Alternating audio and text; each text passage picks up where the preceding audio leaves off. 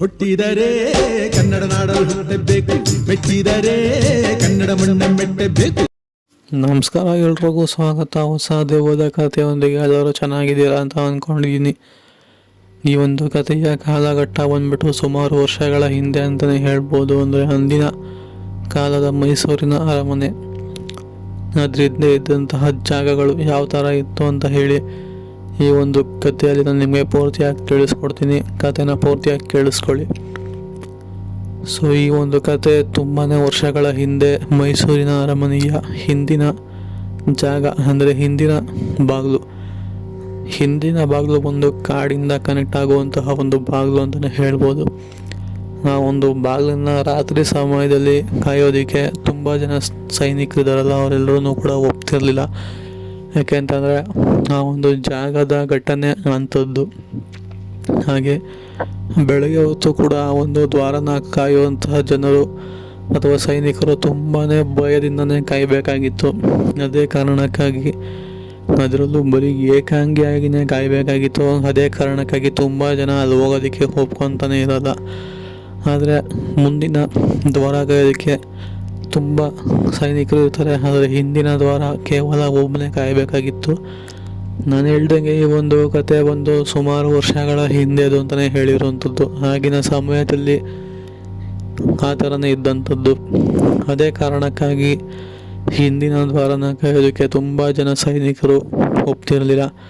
ಆದರೆ ಆಗಷ್ಟೇ ಹೊಸದಾಗಿ ನೇಮಕಗೊಂಡಂತಹ ಒಬ್ಬ ವ್ಯಕ್ತಿ, ಅವನ ಹೆಸರು ಬಂದು ರವಿ ಅಂತ ಹೇಳಿ, ಇವನು ಹಿಂದಿನ ದ್ವಾರನ ಕಾಯೋದಕ್ಕೆ ಒಪ್ಕೊಂತಾನೆ. ಅವನಿಗೆ ಇಲ್ಲಿನ ಘಟನೆ ಏನು, ಇಲ್ಲಿ ಏನೇನಾಗುತ್ತೆ ಅನ್ನೋ ಒಂದು ಕಿಂಚಿತ್ತೂ ಸ್ವಲ್ಪನೂ ಕೂಡ ಅವನಿಗೆ ಅದ್ರ ಬಗ್ಗೆ ಏನೂ ಗೊತ್ತಿರೋದಿಲ್ಲ, ಮಾಹಿತಿ ಅನ್ನೋದೇ ಇರೋದಿಲ್ಲ ಅವನಿಗೆ. ಆದರೂ ಅವನು ತಲೆ ಕೆಡಿಸ್ಕೊಳ್ದಲ್ಲೇ ಅವನಷ್ಟಕ್ಕೆ ಅವನಿಗಿದ್ದಂತಹ ಧೈರ್ಯದಲ್ಲಿ ಹೋಗಿ ಆ ಒಂದು ಹಿಂದಿನ ದ್ವಾರ ಏನಿರುತ್ತಲ್ಲ ಅದನ್ನು ಕಾಯೋಣ ಅಂತ ಹೇಳಿ ಆ ಒಂದು ದಿನ ಆ ಮನೆನ ಸುಮಾರು 5 ಗಂಟೆಗೆ ಬಿಡ್ತಾನೆ. ಅಂದರೆ ರಾತ್ರಿ ಸಮಯ ಶುರು ಆಗ್ತಿದ್ದಂಥದ್ದು. 6ರಿಂದ ಬೆಳಗ್ಗೆ 6 ಗಂಟೆವರೆಗೂ ಕಾಯಬೇಕಾಗಿತ್ತು. ಇವನು 5 ಗಂಟೆಗೆ ಬಿಟ್ಟು ಆ ಒಂದು ಕಾಡು ದಾರಿಯಲ್ಲಿ ಕಿಂಚಿತ್ತು ಬೆಳಕನ್ನೋದೇ ಇರಲಿಲ್ಲ. ಆದರೆ ಅವನ ಕೈಯಲ್ಲಿದ್ದಂತಹ ಒಂದು ದೀಪನ ಹಿಡ್ಕೊಂಡೆ ಆ ಒಂದು ಬೆಳಕಲ್ಲಿನೇ ಅವನು ನಡ್ಕೊಂಬರ್ಬೇಕಾಗಿತ್ತು. ಅದೇ ಥರನೂ ಕೂಡ ಅವನು ಆವತ್ತೇ ಮೊದಲನೇ ಸಲ ಆ ಒಂದು ದಾರಿಯಲ್ಲಿ ನಡ್ಕೊಂಡು ಬರ್ತಿರ್ತಾನೆ. ಅವನು ನಡ್ಕೊಂಬರ್ಬೇಕಾದ್ರೆ ಅವನನ್ನೇ ಯಾರೋ ಹಿಂಬಾಲಿಸ್ತಿರೋ ಥರ ಅವನಿಗೆ ಅನಿಸುತ್ತೆ. ಅವನು ಹಿಡಿದಂತಹ ದೀಪನ ಹಿಂದೆ ಮುಂದೆ ಸುತ್ತ ತಿರುಗಿಸ್ಬಿಟ್ಟು ನೋಡ್ತಾನೆ, ಅಲ್ಲಿ ಯಾರೂ ಕೂಡ ಇರೋದಿಲ್ಲ. ಹಾಗೆ ಸ್ವಲ್ಪ ಮುಂದೆ ಬಂದಮೇಲೆ ಮತ್ತೊಮ್ಮೆ ಅದೇ ತರಹನೇ ಅವನಿಗೆ ಭಾಸವಾಗುತ್ತೆ, ಇವನ್ನ ಯಾರೋ ಫಾಲೋ ಮಾಡ್ತಿದ್ದಾರೆ ಅಂತ ಹೇಳಿ. ತಿರ್ಗಾ ನೋಡ್ತಾನೆ, ಯಾರೂ ಇರೋದಿಲ್ಲ.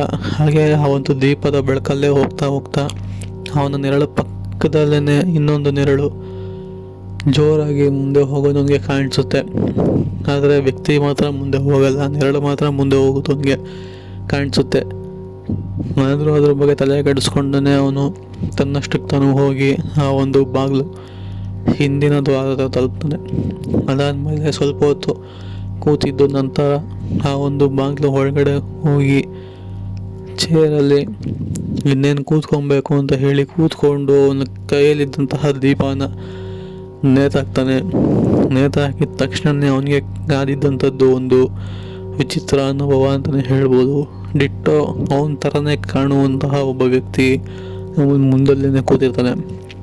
ಅಂದರೆ ಸೇಮ್ ಟು ಸೇಮ್ ಅವನ ಪ್ರತಿಬಿಂಬನೇ ನೋಡ್ತಾ ಇದ್ದೀನಿ ಅನ್ನೋ ಥರ ವ್ಯಕ್ತಿಯಲ್ಲಿ ಕೂತಿರ್ತಾನೆ.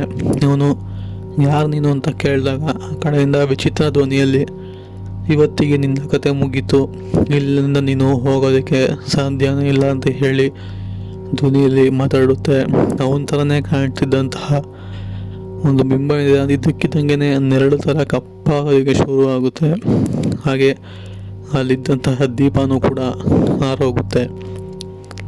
ಆ ಒಂದು ನೆರಳಲ್ಲಿ ಆ ಒಂದು ರವಿ ಅನ್ನೋನು ಏನಾದ, ಅಲ್ಲಿಂದ ಆಚೆ ಬಂದ ಇಲ್ವಾ ಅಂತ ಗೊತ್ತಾಗೋದಿಲ್ಲ. ಸರಿ ಅಂತ ಹೇಳಿ ಸಮಯ ಬೆಳಗ್ಗೆ ಆಗುತ್ತೆ. ಬೆಳಗ್ಗೆ ಆ ಒಂದು ದ್ವಾರನ ಕಾಯೋನು ಆ ಸಮಯಕ್ಕೆ ಅಲ್ಲಿ ಬಂದು ನೋಡಿದಾಗ ರವಿ ಇಟ್ಟಿದ್ದ ದೀಪ ಮಾತ್ರ ಅಲ್ಲಿತ್ತು. ಆದರೆ ಅವನ ಕಣ್ಣಿಗೆ ಇನ್ನೊಂದು ಆಶ್ಚರ್ಯನೇ ಕಂಡಿತ್ತು. ಅದೇನಂತಂದರೆ ರವಿಯ ನೆರಳು ಅವನಿಗೆ ಮಂಜಾಗಿ ಕಾಣಿಸ್ತಿತ್ತು.